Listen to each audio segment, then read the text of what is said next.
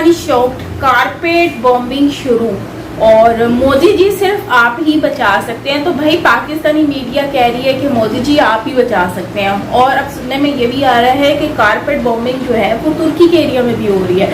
तो करते हैं वीडियो को स्टार्ट और देख लेते हैं इस वीडियो को कि भाई इस खबर में कितनी सच्चाई है, और दूसरी बात कि जो पाकिस्तानी मीडिया है वो इसके ऊपर क्या कहती है। तो करते हैं वीडियो को स्टार्ट। ओरिजिनल वीडियो का लिंक आपको नीचे डिस्क्रिप्शन में मिल जाएगा। So yes, here we go. बमबारी की जा रही है इसमें अर्रमाल का ये जो बमबारी की जा रही है इसमें अर्रमाल का इलाका मुकम्मल तौर पर मलबे का ढेर बन चुका है। सियानी फौज की जानिब से गाजा के इलाकों पर हजारों टन बारूद गिराया जा चुका है। आपको पता है कारपेट बम्बिंग की जा रही है। वहाँ के मनाजिर अगर आप देखें तो आपको हर तरफ लाशें बिखरी नजर आएंगी, हर तरफ तबाही के मनाजिर हैं। अबू उसामा हमास का एक बहुत बड़ा leader, top tier leader Hamas का मारा गया। कल ही इजराइल ने 2 और लीडर मारे थे। गजा पर सहूनी जाहिरियत रुकवाने के लिए सफारती कोशिशें। इजराइल के दुश्मन फलस्तीन के डिप्लोमेट्स अब भारत के प्राइम मिनिस्टर नरेंद्र मोदी जी से मदद की गुहार लगा रहे हैं। फलस्तीन के डिप्लोमेट्स भारत को इन्वॉल्व करने की मांग कर रहे हैं। अमेरिका ने जालिमाना बमबारी को इजराइल का बुनियादी हक करार दिया है। कि पता लग रहा है कि पूरा वेस्ट बैंक और गाजा दोनों के दोनों अब की बार इजराइल अपने कब्जे में ले लेगा। इस तरह से इजराइल फरोशियसली स्ट्राइक बैक कर रहा है और यूनाइटेड नेशन उसे बिल्कुल नहीं रोक रही, वेस्टर्न वर्ल्ड नहीं रोक रही। It is purely terrorism. जिस तरह मोदी साहब ने भी ट्वीट किया है, उन्होंने कहा है कि this is a terrorist attack, और इसमें बिल्कुल कोई शक नहीं है, टेररिस्ट अटैक था। 75 साल से आपने भर्ती किए, अपने मुजाहिदीन तैयार किए, आपने बॉर्डर क्रॉस करवाए, जो भी हुआ कुछ फायदा हुआ? कहाँ का इंसाफ है, कहाँ का मुसलमान है, कहाँ का दीन है ये? क्या आप देखिए औरतों को पकड़ रहे हैं, बच्चों को आपने हॉस्टेज बना लिया है, लड़की के कपड़े उतार दिए हैं और फिर अल्लाह अकबर के नारे लगा रहे हैं। ये कौन सा इंसाफ है, ये कौन सा इस्लाम है? मुझे आप बताइए। ईरान बी केयरफुल, ईरान जरा ध्यान से। अमेरिका के प्रेसिडेंट मिस्टर जो बाइडेन ने ईरान को धमकी दे डाली है, चेतावनी दी है, थ्रेट किया है। नमस्ते दोस्तों, जय हिंद। हिंदुस्तान स्पेशल में आपका स्वागत है। दोस्तों, हम गाजा में घुसने के लिए तैयार हैं, ये कहना है इजरायली सेना के आधिकारिक प्रवक्ता का, जिनके मुताबिक 3 लाख से अधिक इजरायली सैनिकों ने गाजा को चारों तरफ से घेर रखा है। इनमें आर्म कोर, आर्टिलरी, इन्फेंट्री समेत इंटेलिजेंस विंग के जवान और अधिकारी शामिल हैं। चारों तरफ से गाजा का संपर्क काट दिया गया है। इजरायली हवाई हमलों और बरसते बमों के बीच फिलिस्तीनी जान बचाने के लिए गाजा पट्टी छोड़कर भाग रहे हैं। वहां महज 3 लाख लीटर डीजल बचा है, जो बमुश्किल 10 से 12 घंटे तक चल सकता है। इसके बाद वहां अंधेरा छा जाएगा। शायद इजरायली सेना को इसी का इंतजार है। वैसे भी गाजा को इजरायली सेना ने जहन्नुम बना दिया है। फिलिस्तीनियों को गाजा को खाली कर मिस्र जाने के लिए कह दिया गया है। इजराइल के हमलों के बाद गाजा की हजारों इमारतें नष्ट हो चुकी हैं। इजराइल के हमलों के बाद गाजा पट्टी के कई इलाके अंधेरे में डूब गए हैं। इजराइल ने गाजा की पावर सप्लाई काट दी है। उसकी सेना चारों तरफ से घेरे हुए है। देखिए, मैं हमेशा इंसानियत की बात करता हूँ, और मेरे जो कमेंट है, मेरी जो बातें हैं ना, उससे कई पाकिस्तानी नाराज हो सकते हैं, कोई मुस्लिम कंट्री जो हैं, मुस्लिम कम्युनिटी नाराज हो सकती हैं, क्योंकि मैंने सच की बात करनी। कहाँ का इंसाफ है, कहाँ का मुसलमान है, कहाँ का दीन है ये? क्या आप देखिए औरतों को पकड़ रहे हैं, बच्चों को आपने हॉस्टेज बना लिया है, लड़की के कपड़े उतार दिए हैं और फिर अल्लाह अकबर के नारे लगा रहे हैं। ये कौन सा इंसाफ है, ये कौन सा इस्लाम है? मुझे आप बताइए। अच्छा आबिद भाई, उसमें लॉजिक ये दिया जाता है, देखे बात इन्होंने बड़ी लॉजिकल की है, ऑथेंटिक बात की है, लेकिन यही बात अगर हम किसी मौलाना से करेंगे, वो कहेंगे कि भाई उधर से भी तो इसराइल से भी बहुत जुल्म होता था, ये होता था, वो हमारे फलस्तीन की जो माएँ बहनें हैं उनके साथ। तो फिर अगर देखा जाए तो फिर फर्क क्या रह गया? पहले देखिए कोई प्रूफ कोई। मैं आपको बताता हूँ, इसराइल करता था जो आप बात कर रहे हैं ना, इससे ये जंग आज से थोड़ी चल रही है, ये 100 साल से जंग चल रही है। अगर उससे पीछे जाएं तो 1000 साल पुराना ये सिलसिला है, लेकिन 100 साल से जो सिलसिला चल रहा है ना, अब उसमें देखिए अगर इसराइल कुछ करता था तो दुनिया उसके अगेंस्ट खड़ी भी होती थी। इंडिया मेरे ख्याल से 4 बार या 5 बार यूनाइटेड नेशन में इसराइल के खिलाफ वोट दिया इंडिया ने। 3 बार ऐसे। यार ये ऑथेंटिक न्यूज़ है जोन साहब, वो आप ये जरूर चलाइएगा। अच्छा, इसराइल के खिलाफ क्यों वोट दिया था? कि इसराइल उस टाइम फलस्तीन के बच्चों के साथ ज्यादती कर रहा था, औरतों के साथ ज्यादती कर रहा था, राइट की अगर वायलेशन हो रही थी, तो उस टाइम इंडिया खड़ा हुआ, उसने वोट दिया। आज इंडिया इसराइल के साथ खड़ा हुआ है। क्यों खड़ा हुआ है? उस चीज को भी तो समझिए आप। देखिए 5000 रॉकेट किसने पहले छोड़े? जंग का आगाज किसने पहले शुरू किया, लोगों को गिरफ्तार किसने पहले किया, औरतों के कपड़े किसने उतारे, अल्लाह अकबर के नारे कौन लगा रहा है, जुल्म कौन कर रहा है। तो जब आप जुल्म करेंगे तो फिर जुल्म बर्दाश्त करने की हिम्मत भी रखिए भाईजान।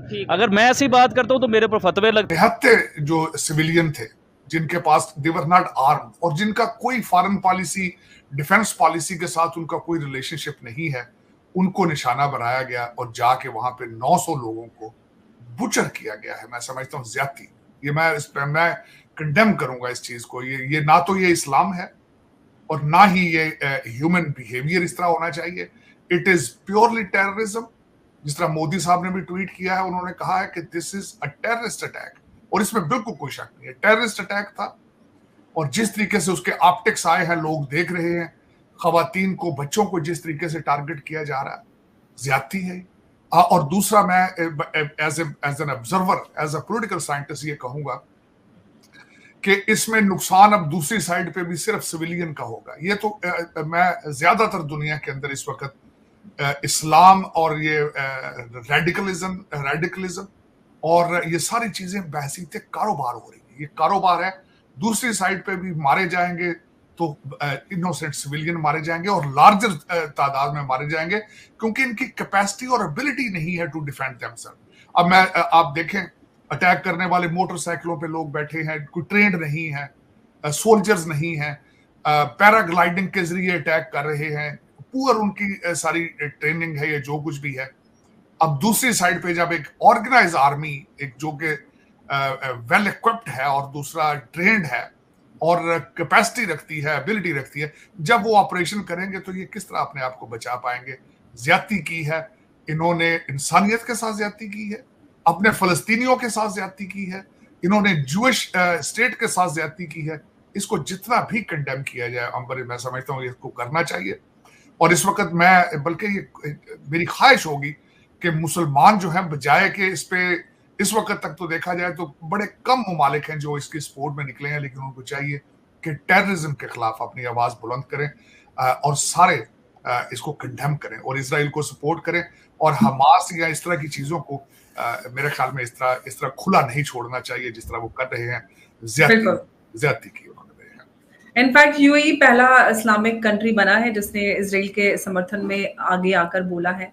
हालांकि जैसे कि आपने भी बात किया कि जो एक पीस के लिए काफी लंबे अरसे से, इनफैक्ट 1948 से ही इजराइल पूरे मिडिल ईस्ट में कोशिशें कर रहा है और यूएई के साथ भी उनकी डील हुई, सऊदी अरेबिया के साथ भी उनकी एक पीस डील ऑलमोस्ट होनी तय थी और ऐसा नजर आ रहा था कि सब कुछ अभी जल्दी ऑफिशियल हो जाएगा। और उस पर इनफैक्ट मैंने भी कई सारे डिस्कशन किए थे और यही सवाल था कि इस पूरे इस्लामिक वर्ल्ड में जिस तरह से इजराइल से रिश्ते बेहतर होते जा रहे हैं, ईरान और कुछ मुल्क अलग छूट जाते हैं। पाकिस्तान को भी लेकर सवाल था कि पाकिस्तान किस तरफ जाएगा, क्या इजराइल को सऊदी के साथ सपोर्ट करेगा।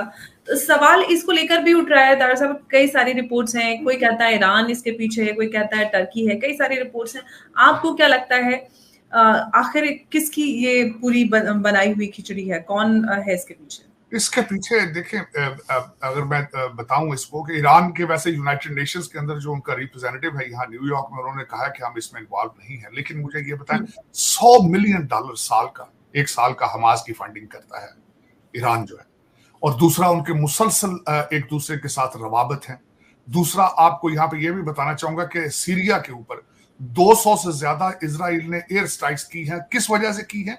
क्योंकि मुसलसल वहां पे असला आता है ईरान से। ओके फ्रेंड्स, ये तो हमारा आज का वीडियो। और ये बात सही है कि देखें सिविलियन जो है ना, उनका बड़ा नुकसान हो रहा है और उनकी जानें जा रही हैं, उनकी फैमिली तबाह हो रही है। और मोदी जी जो हैं उन्होंने जो है हमेशा हक और सच की बात के ऊपर ही आवाज़ उठाई है और उन्होंने साथ भी दिया है।